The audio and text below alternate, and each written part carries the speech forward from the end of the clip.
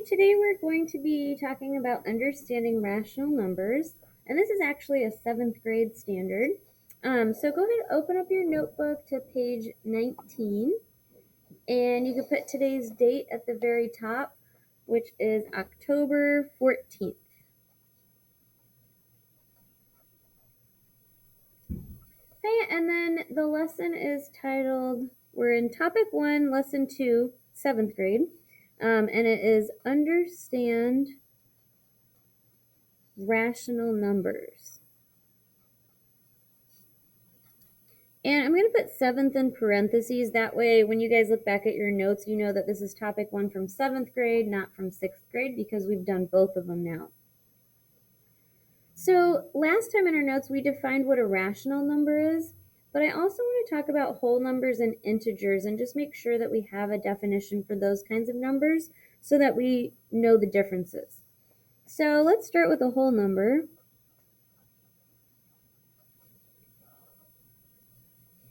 So a whole number are kind of those numbers you're most familiar with. It basically consists of 0 and all the natural numbers. So like 0, 1, 2, 3, 4, 5, and so forth. So go ahead and jot that down. Consists of 0 and all the natural numbers.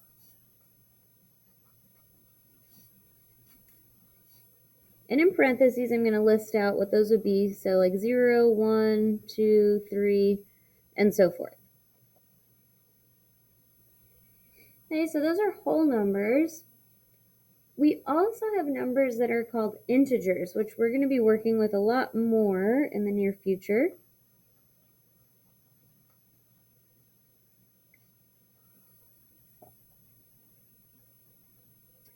Integers are all positive whole numbers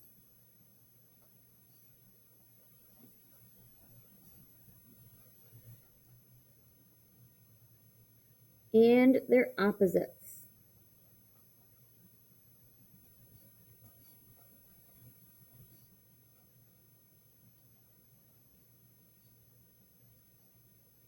So those numbers would be like -2, -1, 0, and then their opposites like 1, 2, and so forth. So it's basically all those whole numbers and then the same numbers but with a negative sign or their opposites. So what we're going to focus on today is basically changing fractions to decimals. And so there's two different strategies we're going to talk about. The first strategy is where we basically use place value to figure out how to write it as a decimal. So what we're going to do is use place value if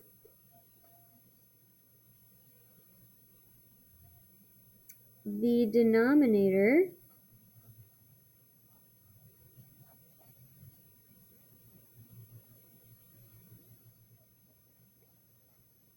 can be multiplied or divided by a power, use place value if the denominator can be multiplied or divided to get a power of 10. And powers of 10 would be numbers like 10, 100, 1000, etc. And so we're going to look at what that means.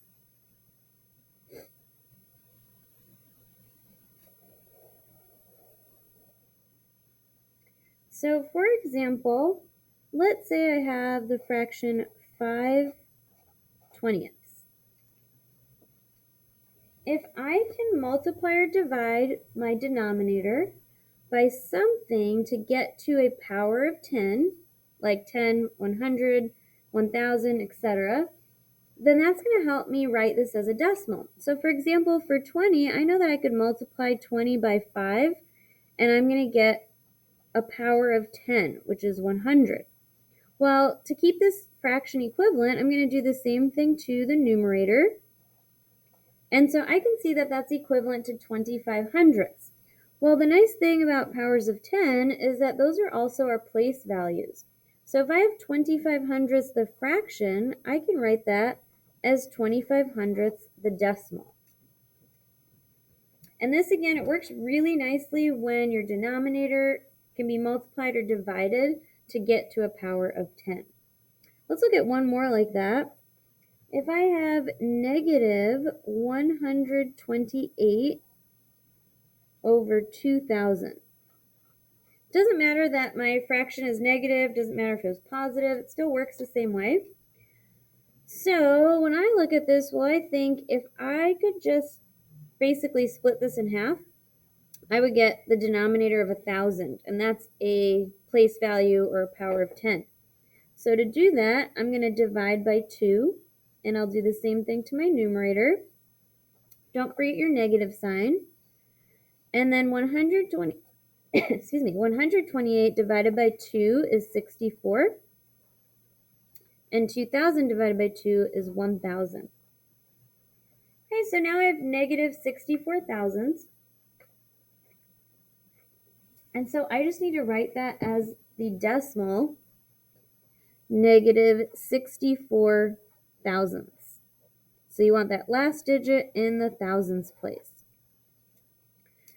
Okay, so that, again, is a great strategy when you can multiply or divide the denominator to get a power of 10, but that's not always the case. And so if that's not the case, we can also use division.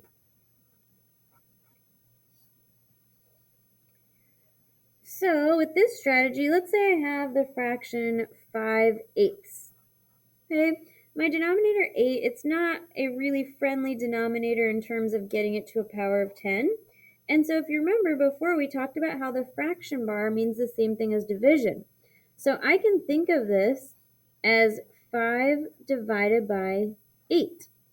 And I can use long division to actually work this out.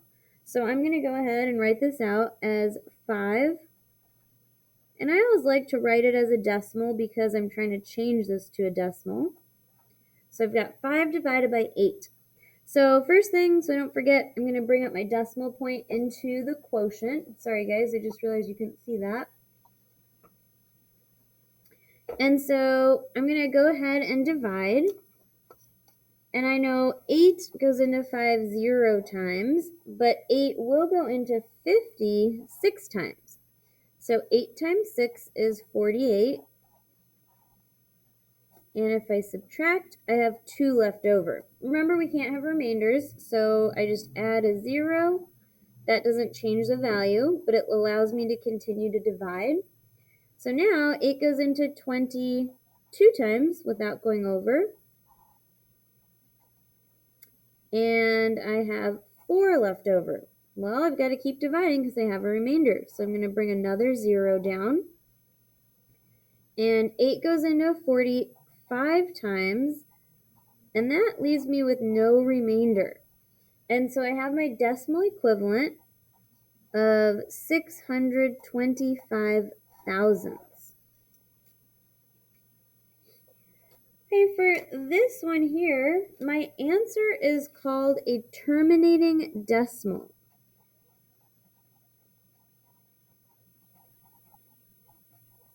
And the reason for that is because it comes to an end. It's not a decimal that continues on or repeats.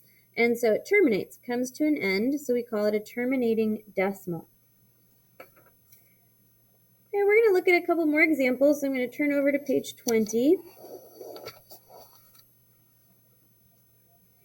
All right, so for this example, we have 5 and 6/11. So first of all, when I'm changing this to a decimal, I'm going to ignore the whole number for now because I can just tag that on at the end. And I'm just going to focus on the 6/11. So 6/11 means the same thing as 6 divided by 11. So I'm going to go ahead and do some long division, and I'm going to divide 6 by 11.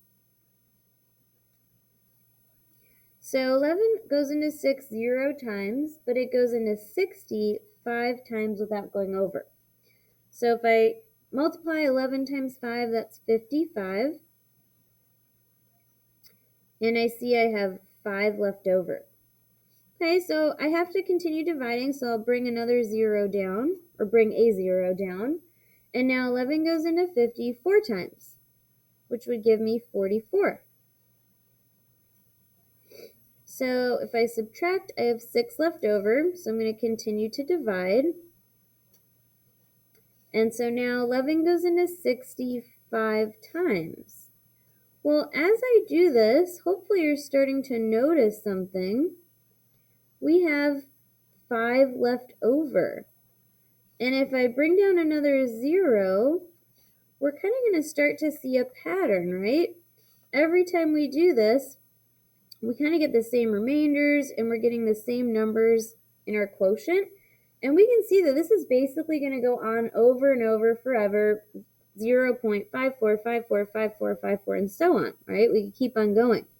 And so what we need to do is we use a repeating bar to write this decimal. And you want to write it in the shortest way possible. So since 5 and 4 are the digits that are repeating, I'm going to put a repeating bar over those two digits. And I'm only going to put them there once because I don't need to write them more than one time because that's what the repeating bar shows. Now we still need to add on the whole number. And so I want to make sure when I write my final answer that I write it as 5 and 54 hundredths with 54 hundredths repeating. Now for this one, since our answer has a repeating decimal, we call this exactly that, a repeating decimal.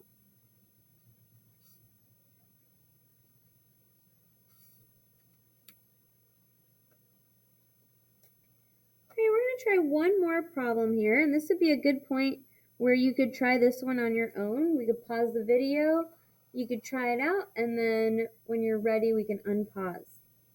So for this last one, we are going to look at the fraction 7/12. Okay, so you can go ahead, pause the video, try it out, and then once you think you've got it, you can check your work by pressing play. Okay, so 7/12 we can think of as 7 divided by 12. So I'm going to set up my long division, 7 and 0 tenths divided by 12. And so 12 goes into 7 0 times, but it goes into 75 times without going over. And 12 times 5 is 60. And so I have a remainder of 10. So I have to keep dividing. So I'm going to bring down another 0. And then 12 goes into 100 8 times without going over. And that would give me 96.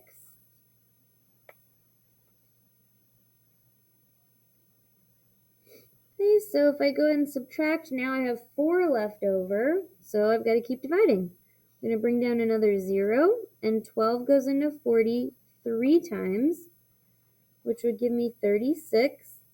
And then 40 minus 36 is 4. And when I bring down another 0, right off the bat I notice, well, I'm getting 40 again, so I'm just going to get another 3 up here, which will give me 36 again, and that's just going to keep on repeating over and over again. What's important here is the only thing that's repeating is the 3. The 5 and the 8 do not repeat. So when I write out my answer, I need to make sure that the repeating bar only goes over the 3. And we only need one 3 because the repeating bar shows us that these 3's continue on forever. Okay, and this would still be considered a repeating decimal because part of that decimal repeats. So we'll label that repeating decimal.